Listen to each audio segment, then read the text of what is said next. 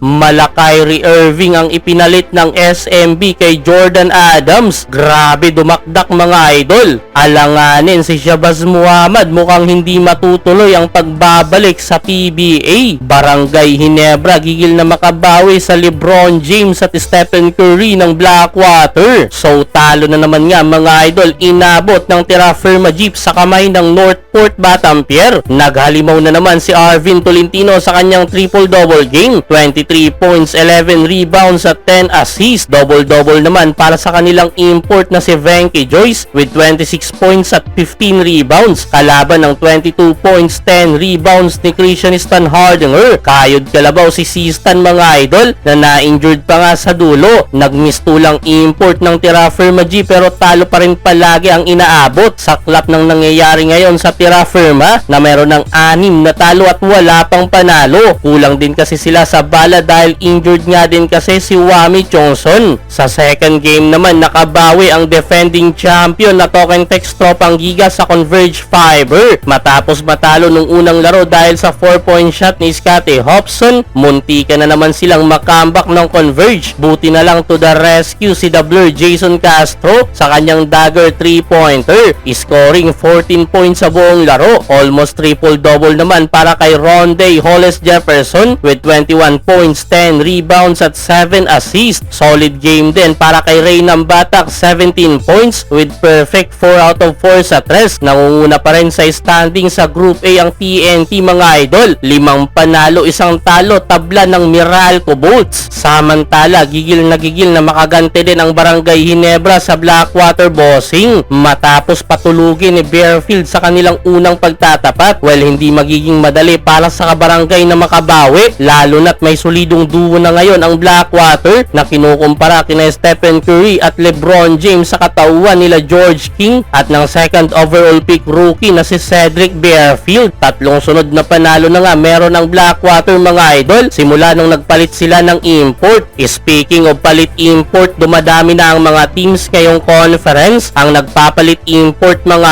idol. Ang Northport from Taylor Johns to Venky Joyce, ang Blackwater from Ricky Ledo to George King, ang Phoenix from Javius Maquines to Brandon Francis, at ngayon naman sunod na pumalit ay etong San Miguel Beermen sa kabila ng mga halimaw na numero na huling pumuntos pa ng 41 points kontra Rain or Shine ay hindi pa rin kampante ang SMB kay Jordan Adams mga idol at naghanap pa nga rin ng ibang import. Yan nga po ay si Sheldon Reeves McClellan o Sheldon Mac, 31 years old undrafted player noong 2016 pero nakapaglaro sa NBA ng 3 taon sa koponan ng Washington Wizards matapos ang naging stint sa NBA. Napadpad sa France, Uruguay, China, Puerto Rico at Venezuela na kung saan doon nagkampiyon siya taong 2022 at tinanghal na Finals MVP. Gaya ni Jordan Adams, scoring machine din etong si Sheldon Mac. Mas mabilis nga lang ito at mas athletic. Grabe dumakdak mga idol. Mala Kyrie Irving ang handle, daming pinapadapang bantay. All around nga ang laruan, asintado din sa labas. Kung si Jordan Adams may 50 points sa PBA, si Sheldon Mac naman meron ding 60 points in a game na nagawa sa Puerto Rico. Inaasahan na makakalaro na etong si Sheldon Mac sa susunod na laban ng San Miguel Beermen kontra NLEX Road Warriors. Samantala, ang ipinalit na import ng Magnolia na si Shabazz Muhammad hindi pa rin malinaw mga